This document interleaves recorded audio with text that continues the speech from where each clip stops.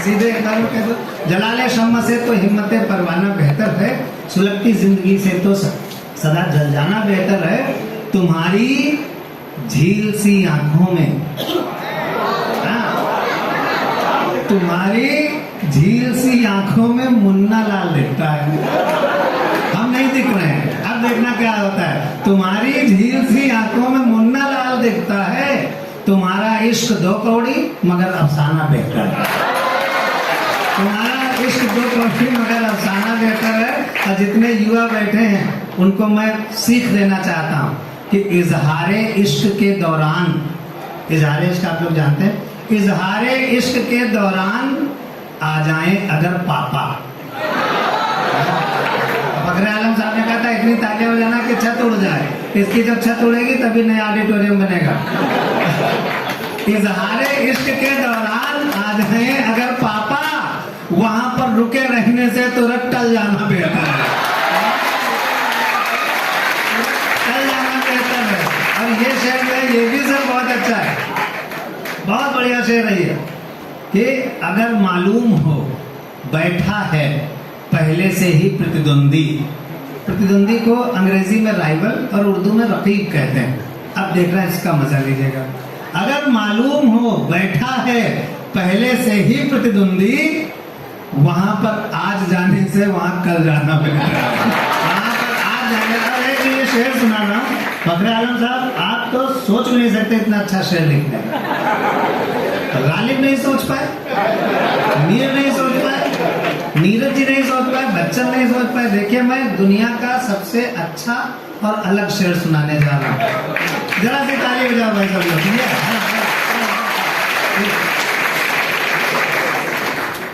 है शर्मा भी तेरा आशिक, है ना, जितने शर्मा लड़के हैं सब शर्माने लगे। देखिए न तो गालिब ने शर्मा इस्तेमाल किया अपनी शायरी में, न मीर ने इस्तेमाल किया, न फखरे आलम ने किया, तो ये अलग हुआ ना। है शर्मा भी तेरा आशिक, एहसान साहब, है शर्मा भी तेरा आशिक, है वर्मा भी तेरा मजनू। तैयार हो जाओ सारे बच्चों, सारे यूथ तैयार हो जाओ। है शर्मा भी तेरा आशिक, है वर्मा भी तेरा मजनू, मगर इन दोनों लोगों से मुंह आस्थाना बेहतर है।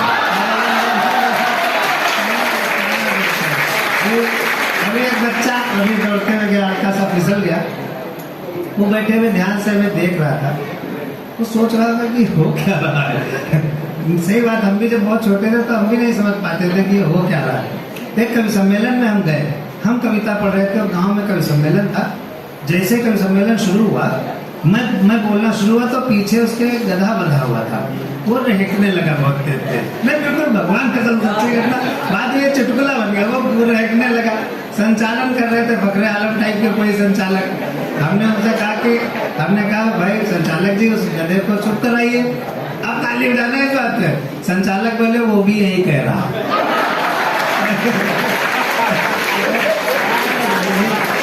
ये होता है।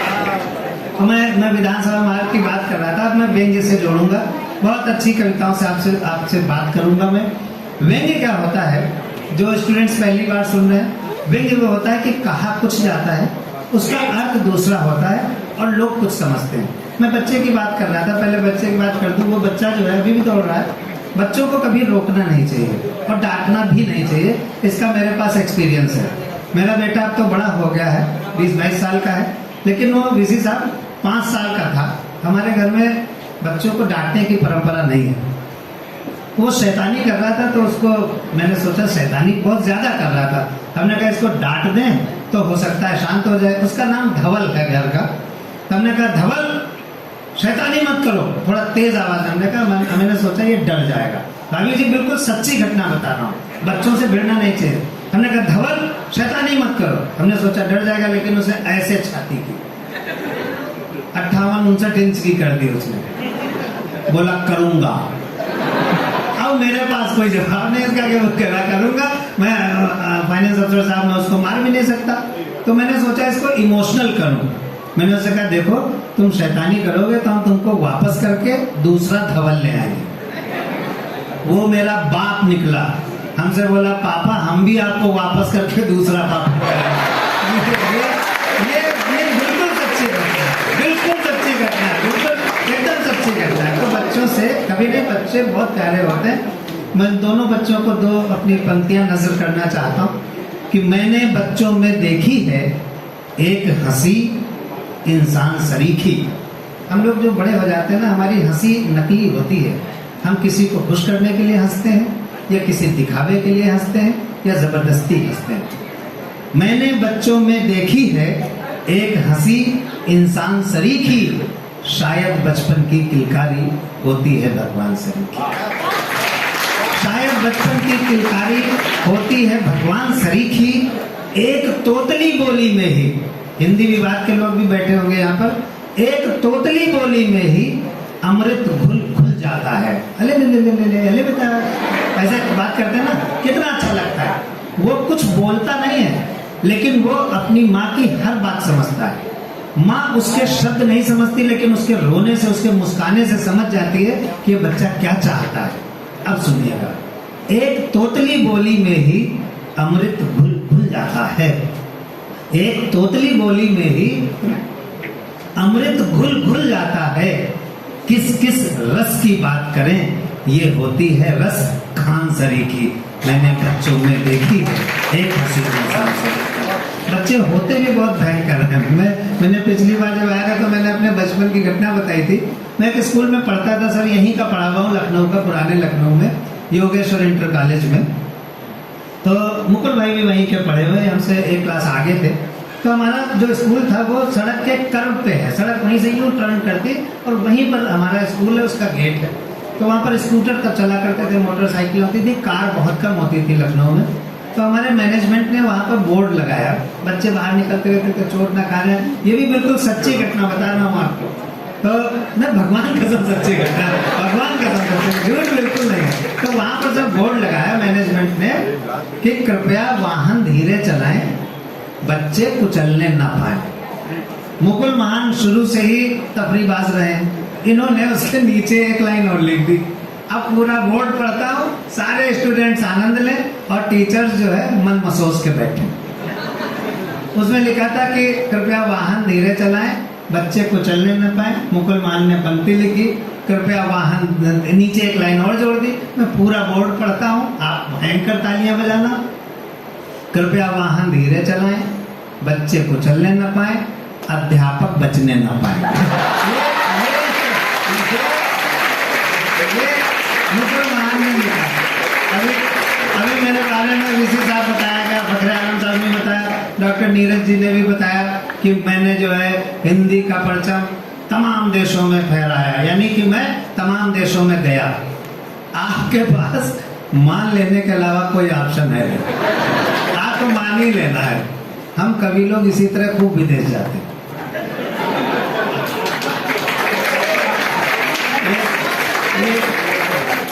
पंकज प्रसून वैज्ञानिक भी हैं, ये 5 देशों की यात्रा कर चुके हैं अपनी वैज्ञानिक कविताओं के साथ। एक बार ताली बजाते हैं।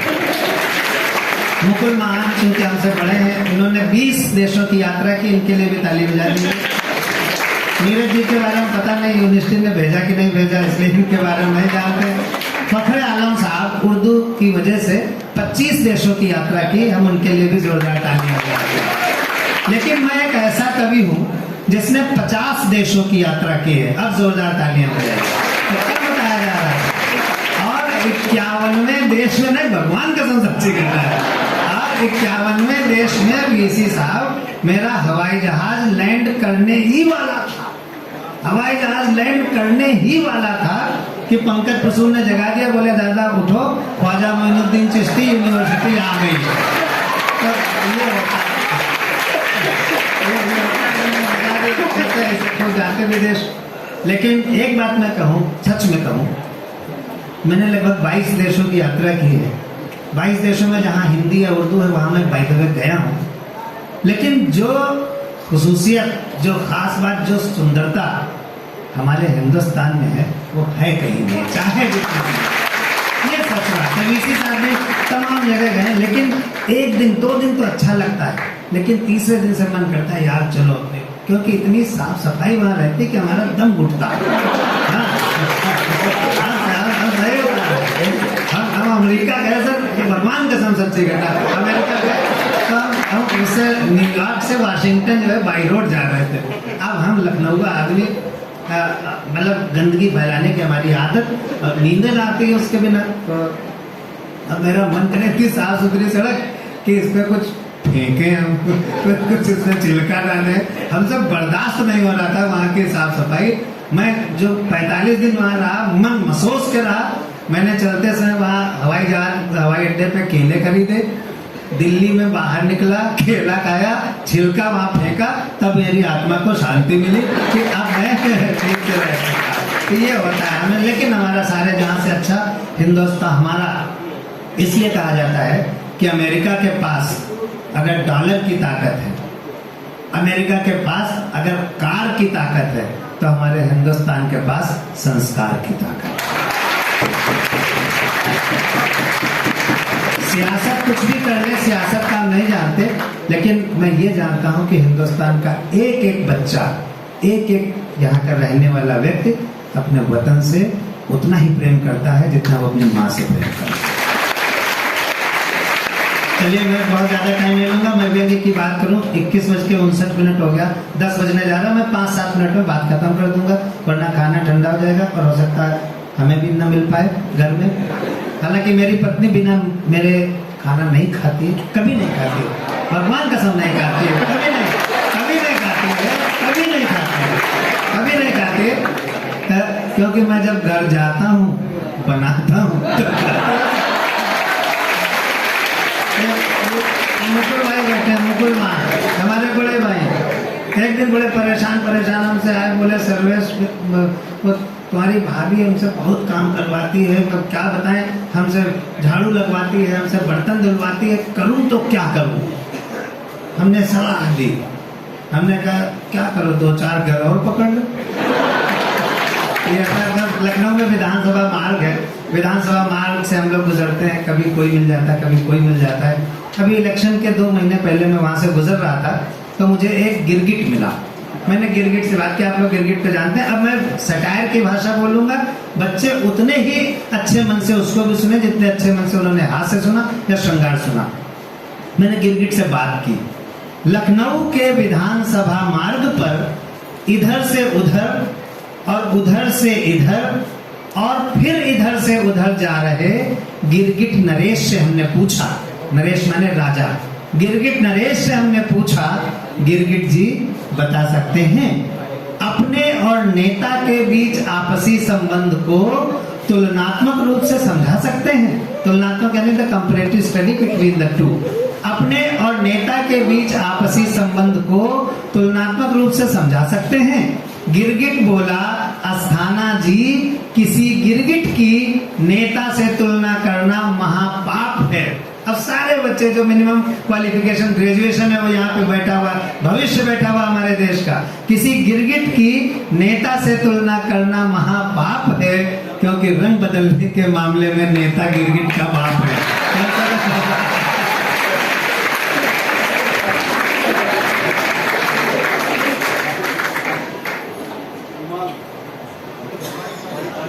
नहीं, कुछ नहीं हुआ। वो वीसी साहब को हंसी आ गई और मुंह में पानी था, हंसी आ गई, वो बाहर बैठ जाओ आप लोग, ऐसा कुछ नहीं। तुम ये मत सोचो कि वीसी साहब उठ के चले जाएंगे अभी और तुमको आजादी दे दी जाएगी, लेकिन जब तक हम हैं वीसी साहब तुम्हारा कुछ नहीं कर सकते, और मेरे जाने के बाद तुम जानो, वीसी साहब जाने। Sir, now you are feeling well sir? एक बार ताली हो जाइए जल्दी से वीसी साहब, मुझे पानी एक क्षण का और सुनाता हूँ। आप कभी सोचो कुछ हो कुछ जाता है, बदली हुई परिस्थिति का एक छोटा सा व्यंग्य आपके सामने रखता कि हम अपने मित्र नेताजी के घर गए, बड़ी वाह वाह करना। हम अपने मित्र नेताजी के घर गए, देखा नेताजी मर गए। बदली हुई परिस्थिति, आप सोचो कुछ हो कुछ जाए। हम अपने मित्र नेताजी के घर गए, देखा नेताजी मर गए। हमने उनकी पत्नी से पूछा, भाभी जी नेताजी कैसे मर गए? क्या रस्सी से लटक कर आत्महत्या कर गए, या फिर कोई जहर पिया था, अथवा कोई एसिड लिया था, या फिर कोई जहरीला पाउडर फांका था? कोई जहर पिया था अथवा कोई एसिड लिया था या फिर कोई जहरीला पाउडर फांका था, वो बोली भाई साहब ना ही ये रस्सी से लटक कर मरे हैं, ना ही कोई जहर पिया था, ना ही कोई एसिड लिया था, ना ही कोई जहरीला पाउडर फांका था, लेकिन लाख मना करने के बावजूद कल शाम अपने गिरेबान में झांका था। आखिरी क्षणिका पढ़ता हूँ, विश्वविद्यालय में मैं पाठ कर रहा हूँ, फिर कभी आऊंगा तो और ज्यादा देर तक महफिल जमेगी। थोड़ा जल्दी हम लोग शुरू कर लेंगे। 5 बजे से हम लोग अगर ये कवि सम्मेलन शुरू करें तो 10 बजे तक खूब जम के आनंद बच्चे ले सकते हैं। सर अगले साल ईश्वर करे ऑडिटोरियम तैयार हो जाए, नहीं तो हम यहीं या खुले मैदान में सारे बच्चों के सामने दिन में कवि सम्मेलन करना चाहते हैं, जिसमें सब बच्चे आनंद लें। एक और अंतिम क्षणिका, मैं उसके बाद अपनी बात खत्म कर दूंगा। विभागीय जांचें होती हैं, स्टूडेंट्स को नहीं पता, लेकिन जो प्रोफेसर्स हैं, हमारे वीसी साहब हैं, जो और जिम्मेदार लोग हैं, उनको पता है। बहुत सारी विभागीय जांचें होती हैं जिनका परिणाम आता है, लेकिन उसमें कभी भी जो कल्प्रिट होता है, जो अपराधी होता है, उसको दंड नहीं मिलता है, हमेशा छूट जाता है। अक्सर हमने ये देखा। उसी पर ये छड़िका है, और ये छड़िका तब लिखी जब कलकत्ता में एक फ्लाईओवर गिरा और 34 मजदूर उसके नीचे दबकर मर गए। उस कंपनी से बात की गई तो उस कंपनी ने कहा कि we are not responsible for this mishap, this is act of God, यानी हम इस दुर्घटना के जिम्मेदार नहीं हैं, ये ईश्वरीय कृत्य है। मुझे लगा कि नहीं, this is not act of God, this is act of fraud. ये माइक थोड़ा गड़बड़ करने लगा, कोई बात नहीं, 2 मिनट में। This is not act of God, this is act of fraud. बस इसी से मेरी ये छड़िका बनी कि विभाग ने पुल पर ये इल्जाम लगाया, विभाग ने पुल पर ये इल्जाम लगाया कि सारा सीमेंट और लोहा इसी पुल ने खाया। चूंकि ये बीच बीच में शब्द छोड़ रहा है तो आप लोग समझ लेना। विभाग ने पुल पर ये इल्जाम लगाया कि सारा सीमेंट और लोहा इसी पुल ने खाया। पुल बहुत घबराया, अपने आप को निर्दोष बताया। पुल बहुत घबराया, अपने आप को निर्दोष बताया कि हुजूर सारा सीमेंट और लोहा मैंने नहीं पाया, हुजूर सारा सीमेंट और लोहा मैंने नहीं पाया, मेरे हिस्से तो बहुत जरा सा आया।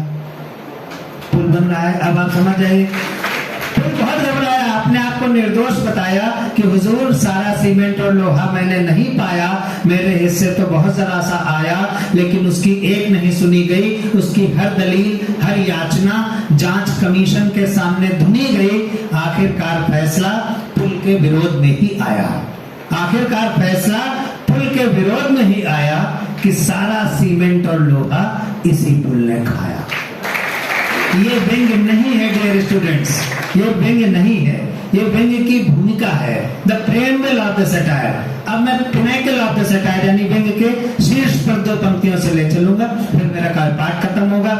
पुल बहुत घबराया, अपने आप को निर्दोष बताया कि सारा सीमेंट और लोहा मैंने नहीं पाया, मेरे हिस्से तो बहुत जरा सा आया।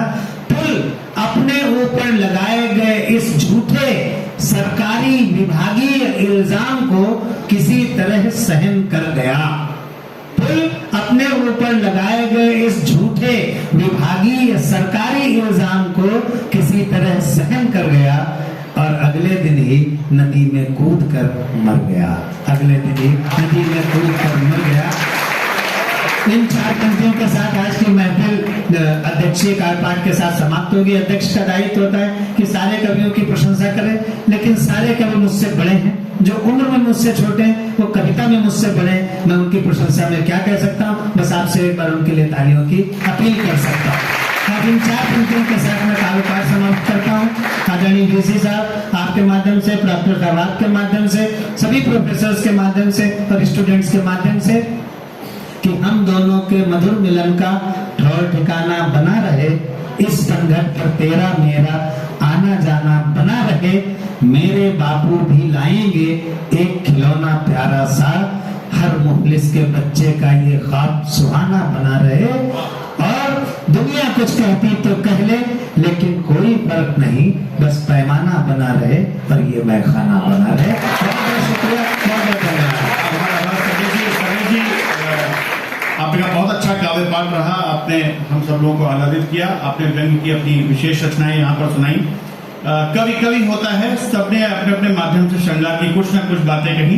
बहुत कम लोग जानते हैं सर्वेश जी की श्रृंगार पे भी बहुत अच्छी पकड़ है। एक आपका प्रकृति काव्य रचना है, तुमने पत्र जलाया होगा, उसकी 2-4 लाइनें आप यहाँ से सुना दें तो बहुत अच्छा रहेगा। चलो जोरदार तालियां बजा कर मेरी बात का समर्थन करें। बहुत कम लोगों को मालूम है उस रचना के बारे में। मैं गीत की मेरी किताब भी है, लेकिन चूंकि हास्य व्यंग्य के कवि के रूप में फेमस हूँ तो मैं गीत सुना करके अपनी मार्केट खराब नहीं करता हूँ। लेकिन ये सारे बच्चे जो मोबाइल हाथ में लिए हुए हैं वो भी रख दें। तो 2 मिनट का एक गीत ऐसा है कि जो हम सबके जीवन का है। लोग कहते हैं कि हमने चिट्ठी जला दी और प्रेम खत्म हो गया, हमने फोटो डिलीट कर दी और प्रेम खत्म हो गया, हमने उसका नंबर ब्लॉक कर दिया और प्रेम खत्म हो गया, या हमने उससे मिलना छोड़ दिया और प्रेम खत्म हो गया। नहीं, प्रेम उससे नहीं खत्म होता है। ये सिर्फ बातें अपने ही समझाने के लिए। क्या वो हैंड माइक दे सकते हो? ये बीच में बहुत ज्यादा छोड़ रहा है, बहुत ज्यादा छोड़ रहा है। गीत चल जाएगा? हेलो, हाँ। तो ये सब बातें अपने समझाने के लिए होती हैं। प्रेम मरता नहीं। बस इसी पर ये कविता लिखी गई थी। हमारे एक 2 शायर थे, वो नहीं रहे, निर्मल दर्शन। उन्होंने एक शेर कहा कि मैंने सुना है तुमने मेरे खत जला दिए, वादे तमाम एक ही पल में भुला दिए, जिनको लिखा था मैंने सितारों की छांव में, टुकड़े किए 1000 हवा में उड़ा दिए। तो मुझे लगा कि ये शेर वीसी साहब अच्छे तो हैं, क्राफ्ट बहुत अच्छी है, सब कुछ बहुत अच्छा है, लेकिन ये शेर गलत है। ये सब करने से प्रेम नहीं खत्म होता। तब मैंने ये गीत लिखा था। मैडम सुनिएगा, आप लोग जरा से ताली आप लोग बजाओ तो हम गीत सुनाएंगे। ये बिल्कुल आपके मन का गीत होगा। मैं गा नहीं पाता हूँ, बिल्कुल गा नहीं पाता हूँ, लेकिन ये गीत आप तक जरूर पहुंचेगा, ये मेरा विश्वास है। दावा तो नहीं कर सकता। कि तुमने पत्र जलाया होगा, तुमने पत्र जलाया होगा प्रेम प्रमाण मिटाने को, तुमने पत्र जलाया होगा प्रेम प्रमाण मिटाने को, चलो बहाना ये भी अच्छा अपने ही समझाने। जुड़ना, दिल से जुड़ना सब लोग। सबके पास हृदय है, सबके पास प्रेम है। तुमने पत्र जलाया होगा प्रेम प्रमाण मिटाने को, चलो बहाना ये भी अच्छा अपने ही समझाने को। क्या वे दिन भी याद नहीं जब आंखें टिकती थी देहरी पर? कोई आएगा। क्या वे दिन भी याद नहीं जब आंखें टिकती थी देहरी पर?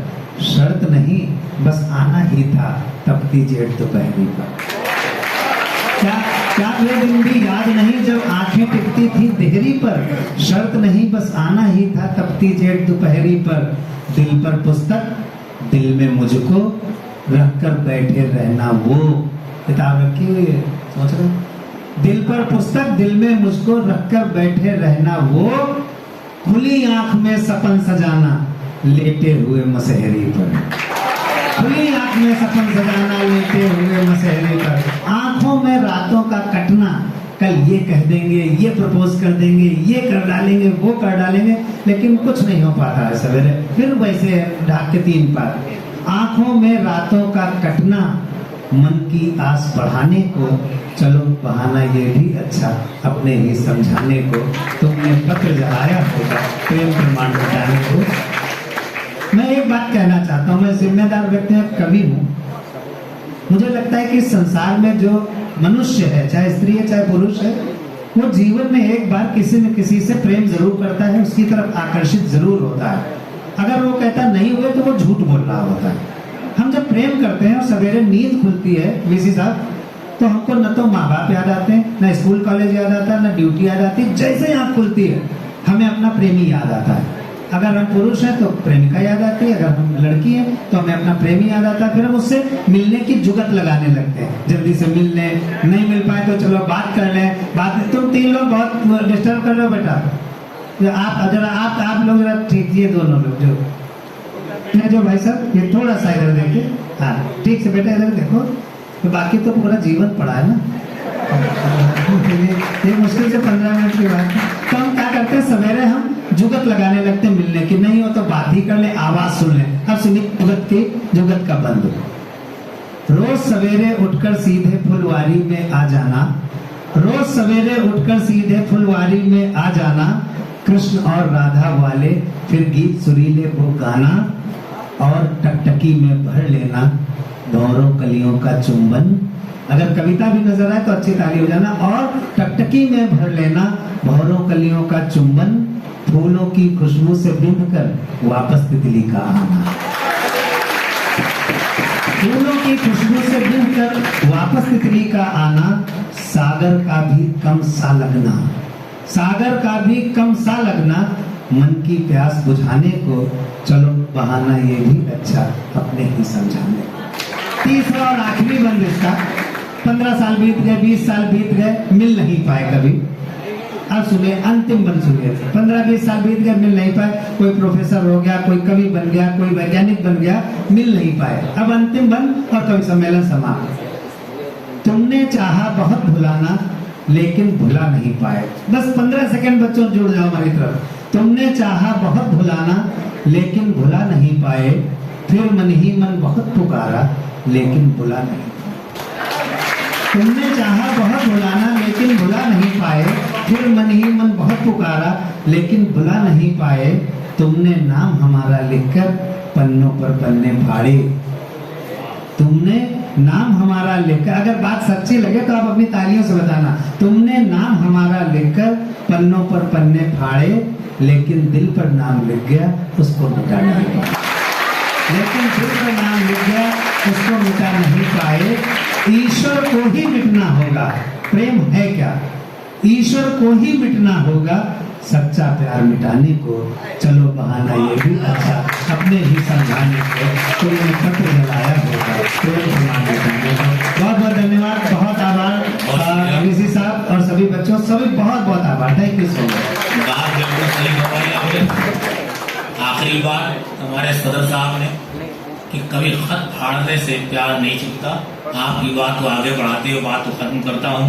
सुनिएगा साहब कि मैं कदे बंद करें लाख जमाने वाले, शहर में कम नहीं आंखों से पिलाने वाले।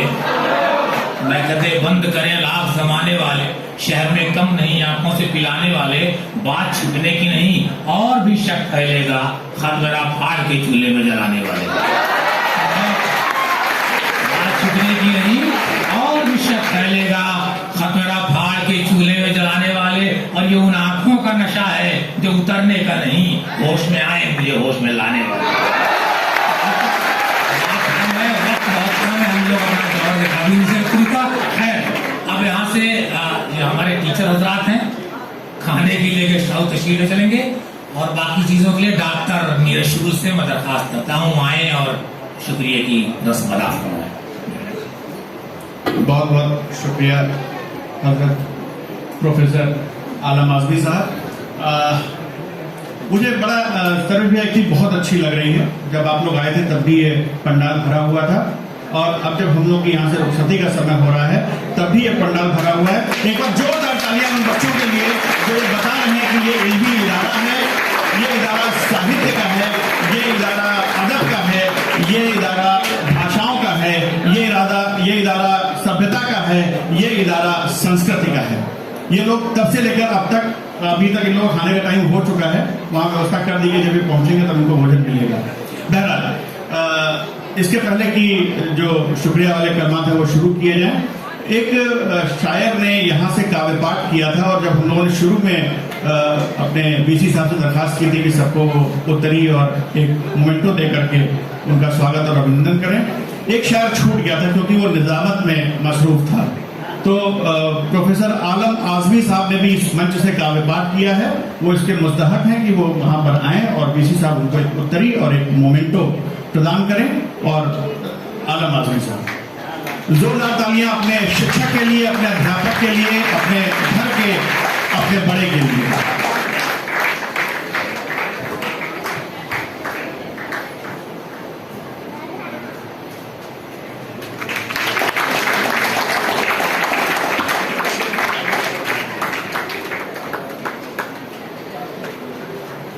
और वास्तव में वही व्यक्ति और वास्तव में वही व्यक्ति सबसे ज्यादा सम्मानित होता है जब दूसरे को सम्मान देता है।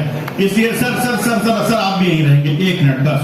मैं डीन एकेडमिक्स प्रोफेसर सवान साहब से आग्रह करता हूं कि हमने सर सर प्लीज सर ये बच्चों की तरफ से आपके लिए सब सम्मान है। अरे सर सर सर सर एक फोटोग्राफ सर उनको दिया जा चुका है, उनको दिया जा चुका है सर। सर हम लोग इतना सभ्यता संस्कृत वाले हैं। अरे sir sir sir please sir ये मंच का नियम है।